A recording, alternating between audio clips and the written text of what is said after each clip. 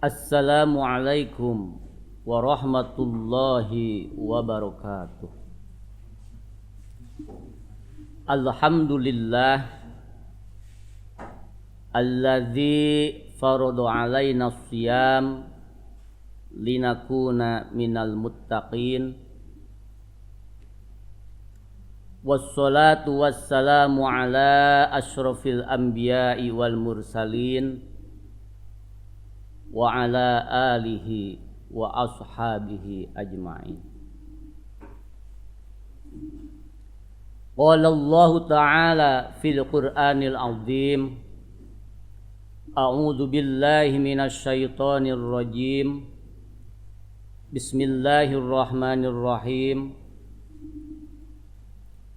Ya ayyuhalladzina amanu kutiba alaikumus siyam kama kutiba alal ladzina min qablikum la'allakum tattaqun. Insan muttaqin yang berbahagia. Pertama-tama mari kita panjatkan puji serta syukur kehadirat Allah Subhanahu wa taala atas berbagai macam nikmat yang diberikan kepada kita semua. Alhamdulillah, pada saat ini kita masih diberi kesempatan oleh Allah bertemu lagi dengan ibadah saum, suatu ibadah yang nilainya tak terhingga. Sholawat beserta salam semoga selamanya disampaikan kepada Nabi kita, Nabi Muhammad sallallahu alaihi wasallam, kepada keluarganya, para sahabatnya, mudah-mudahan sampai kepada kita sebagai umatnya. Insan muttaqin yang berbahagia, materi hari ini as-siyam fil umamis sabiqah.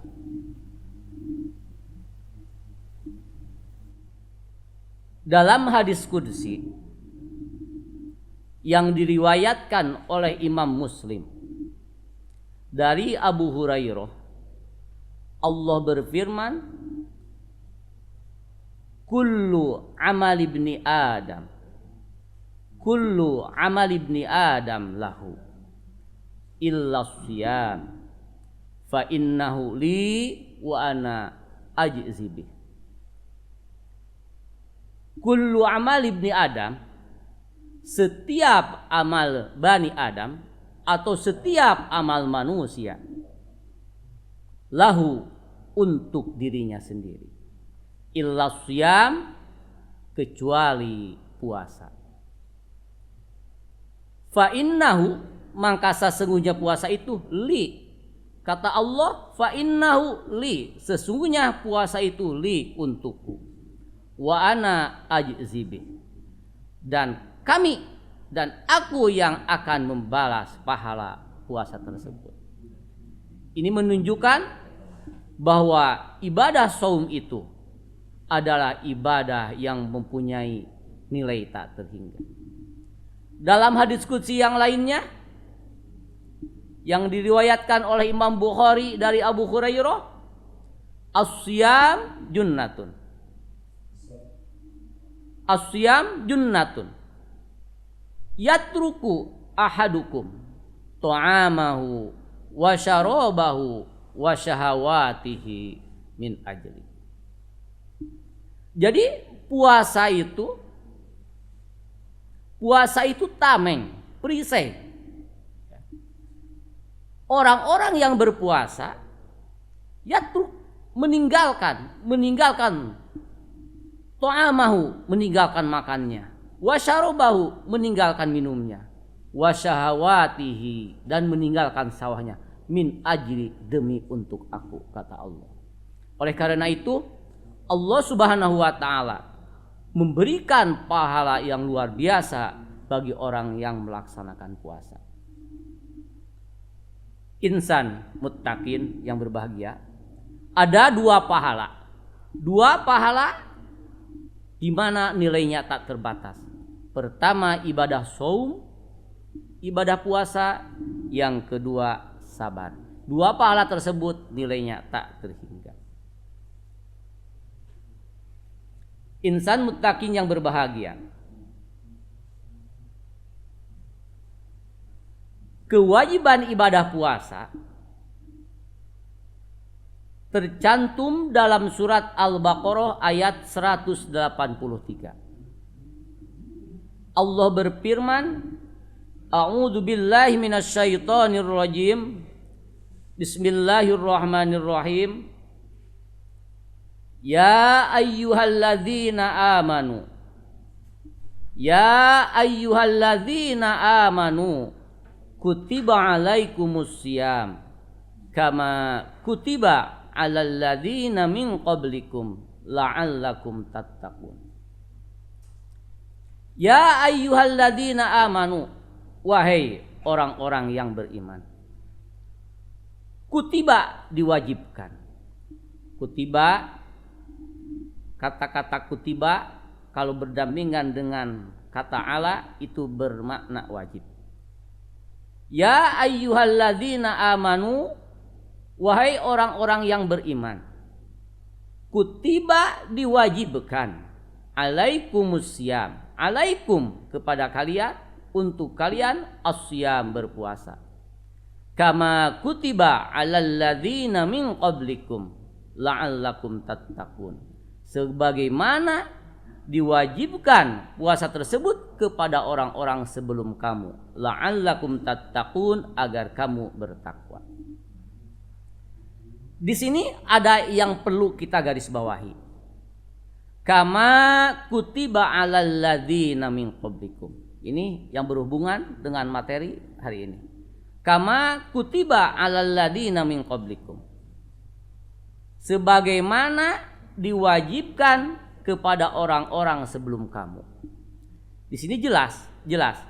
Jadi ibadah puasa itu tidak hanya diwajibkan untuk umat Nabi Muhammad saja, tetapi ibadah puasa juga diwajibkan untuk umat-umat sebelum Nabi Muhammad.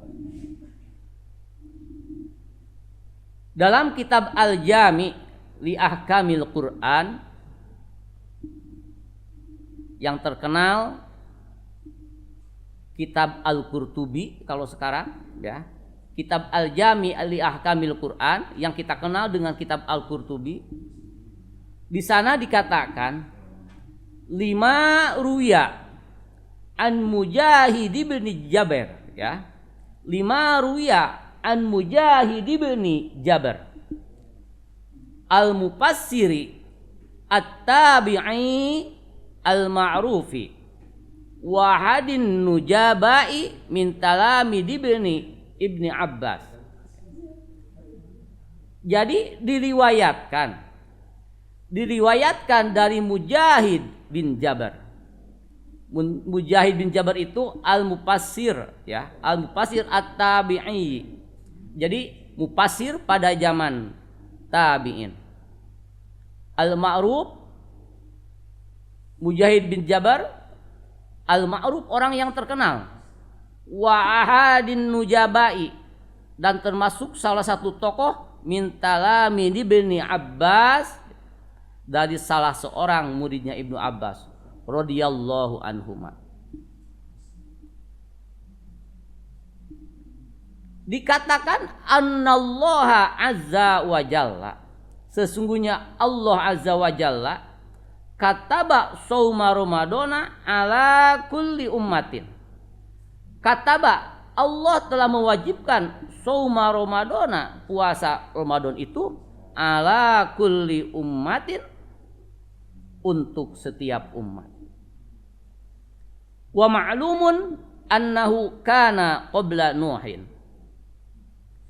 Dan diketahui kewajiban Ramadan itu kana qabla Nuhin, sudah ada sebelum Nabi Nuh. Jadi di sini jelas bahwa puasa yang kita lakukan pada hari ini diwajibkan juga kepada umat-umat sebelum umat Nabi Muhammad sallallahu alaihi wasallam. Insan muttaqin yang berbahagia. Dalam kitab Qasasul Anbiya karangan Ibnu Katsir, di sana ada contoh-contoh puasa Nabi terdahulu.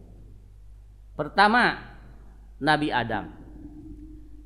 Nabi Adam sepanjang tahun melaksanakan puasa 3 hari dalam setiap bulan.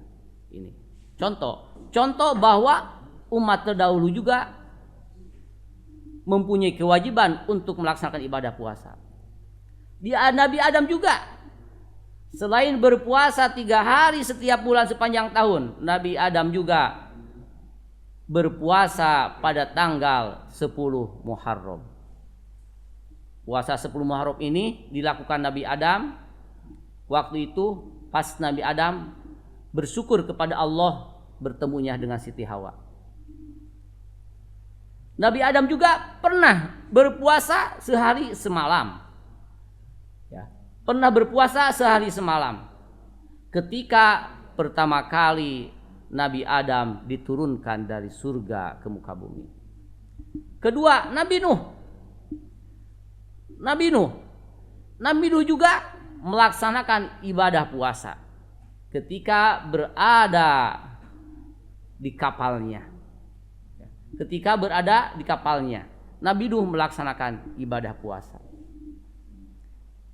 Nabi Ibrahim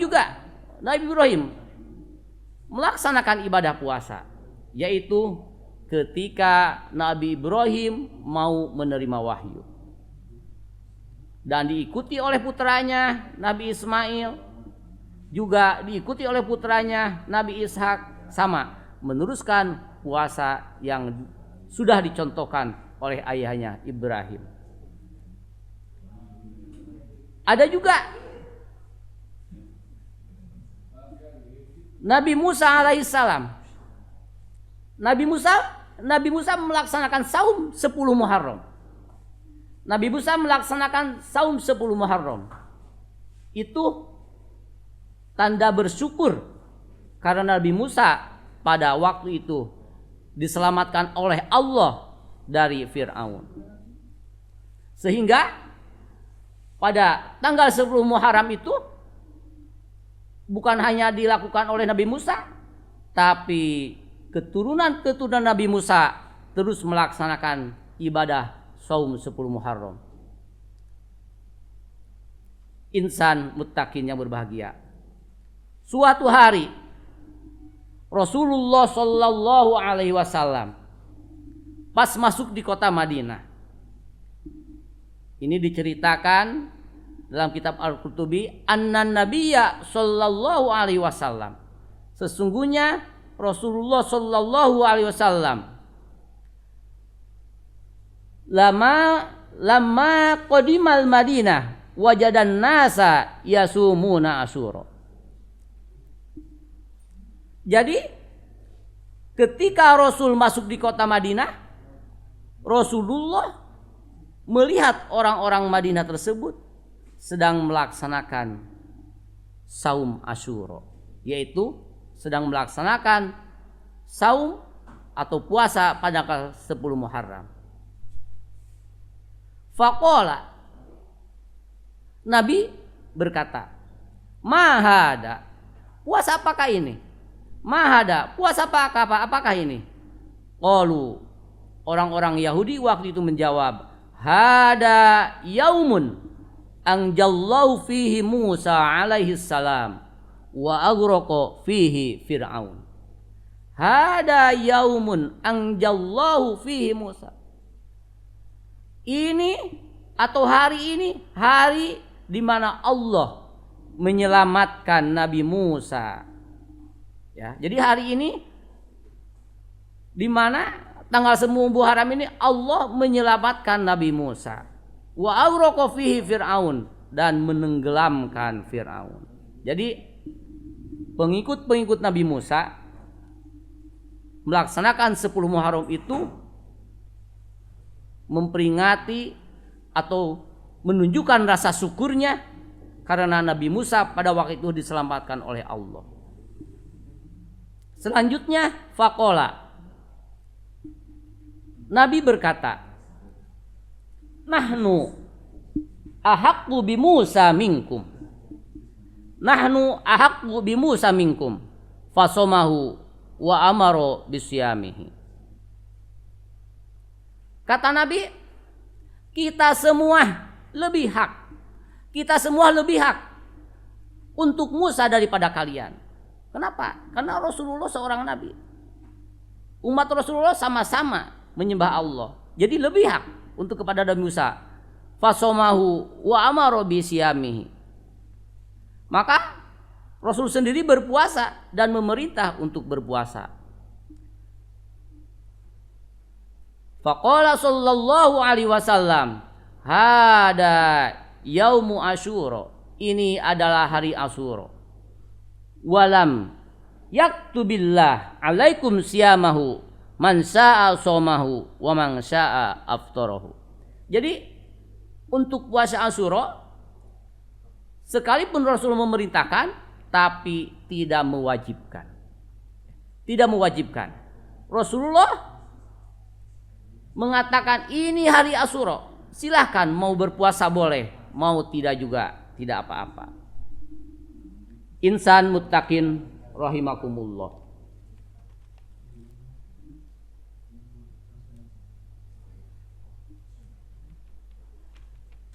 Selanjutnya,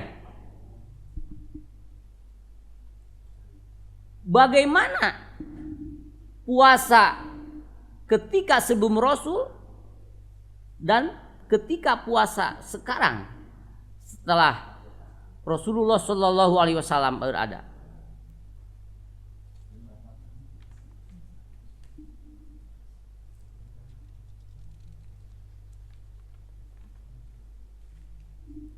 Insan muttaqin yang berbahagia,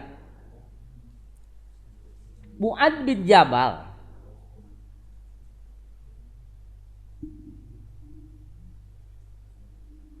memberikan pelajaran kepada kita bahwa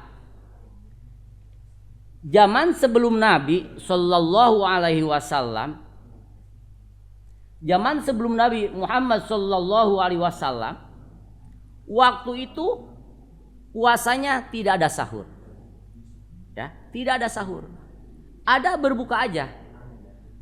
Jadi ketika kita berbuka sekaligus itu sahur, ya. Dulu sewaktu Rasulullah SAW di kota Madinah, ketika kaum Yahudi suka melaksanakan puasa Asyura dan diikuti oleh Nabi, cara berpuasanya seperti itu. Tidak ada namanya sahur, tetapi ada waktu berbuka saja. Jadi waktu itu berbuka sekaligus sahur, ya, sekaligus sahur.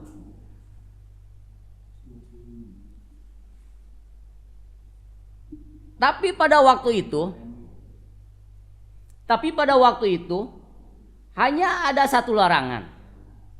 Ketika datang waktu maghrib tidak boleh ketiduran. Tidak boleh ketiduran. Artinya kalau seseorang yang sedang berpuasa pas datang waktu maghrib ketiduran, maka puasanya dilanjut. Dan orang yang ketiduran itu tidak boleh membatalkan puasanya seperti makan, minum, dan yang lainnya. Makanya waktu itu orang-orang yang melaksanakan puasa dengan sekuat tenaga pas datang waktu maghrib itu dimanfaatkan dengan betul-betul. Dimanfaatkan dengan betul-betul untuk makan, untuk minum. dan lain sebagainya. Karena hanya waktu itu saja yang dibolehkan untuk tidak berpuasa. Setelah datang waktu Isya, maka orang-orang tersebut mulai lagi berpuasa seperti biasanya. Insan muttaqin rahimakumullah. Puasa seperti itu terjadi juga pada zaman Rasulullah pas mulai ibadah puasa diwajibkan. Jadi pas mulai ibadah puasa Ramadan diwajibkan, puasanya sama seperti itu. Tidak ada istilah sahur, tetapi ada istilahnya berbuka. Jadi berbuka dan sahur pada waktu itu juga. Insan muttaqin rahimakumullah. Ketika orang Islam berpuasa seperti itu, ada salah satu sahabat Rasulullah sallallahu alaihi wasallam, namanya Qais bin Sirmah. Pada waktu itu Qais datang ke rumahnya. Kana ya'malu fin nahli bin nahar. Jadi Qais ini setiap harinya sebagai pekerja di kebun kurma. Waktu itu Qais datang ke rumahnya. Pas datang ke rumahnya, seperti biasa bertanya kepada istrinya. Falamma hadarul iftar ata imro'atihi faqala laha a'indaka ta'amun. Istriku, apakah ada sesuatu makanan? Maksudnya Qais ini mau berbuka. Qalat, istrinya berkata, la walakin antoliku fatlubulaka. Tidak ada, kata istrinya, tidak ada, ya. Kalau ke istilah Sunda, Kang, punten teu aya, tidak ada makanan apa-apa. Waktu itu istrinya terus mencari makanan untuk Qais, untuk suaminya. Tatkala istrinya mencari makanan, Qais ketiduran, ya. Qais sahabat Rasulullah ketiduran. Sedangkan kalau tidur pada waktu itu, maka sudah tidak diperbolehkan untuk minum, untuk makan dan sebagainya. Harus melanjutkan puasa lagi seperti biasanya. Waktu itu pas istrinya datang ke rumahnya, istrinya melihat suaminya Qais sedang tidur. Sehingga istrinya berkata, falamma ra'atu qalat. Tatkala istrinya melihat suaminya Qais ketiduran, khaybatalak. Duh, kasihan sekali suamiku. Karena menunggu makanan yang dibawakan oleh istrinya sampai ketiduran. Falamma intasopan nahar gusya alaih. Pada waktu itu, setelah kejadian itu, siang harinya Qais bekerja seperti biasa.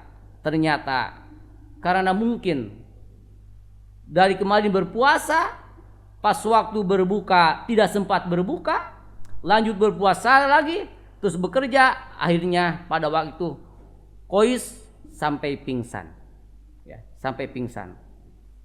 Kejadian itu diberitakan kepada Rasulullah. Setelah itu turunlah ayat, uhillalakum lailatas siyamir rafasu ila nisaikum, ya. Jadi setelah kejadian Qais tersebut, setelah kejadian Qais bin Sirmah sahabat Rasul tersebut, maka kewajiban ibadah puasa, teknis ibadah puasa, tata cara ibadah puasa berlaku seperti yang kita jalani sekarang ini. Jadi mulai subuh kita berpuasa, maghrib kita buka, pada waktu malam harinya sampai terbit fajar, kaum muslimin atau kita yang melaksanakan puasa bisa makan, bisa minum, bisa segala macam, ya, bisa segala macam. Sekalipun mau tidur bisa. Kalau dulu kan syariatnya yang pertama kalau ketiduran tidak bisa melakukan apa-apa lagi. Kalau sekarang setelah kejadian Qais tersebut, maka tata cara ibadah puasa seperti yang sekarang kita lakukan ini. Itulah salah satu asbabun nuzul surat Al-Baqarah ayat 187. Insan muttaqin yang berbahagia. Oleh karena itu, Allah memberikan kesempatan kepada kita berpuasa. Allah memberikan kesempatan kita bisa menemukan lagi kita di bulan Ramadan yang mulia ini. Jadikanlah isilah Ramadan ini dengan yang lebih bermakna. Kita tidak boleh melaksanakan ibadah puasa ini hanya karena ukuran sah saja. Yang penting puasanya sah karena syarat dan rukunnya terpenuhi, tidak boleh.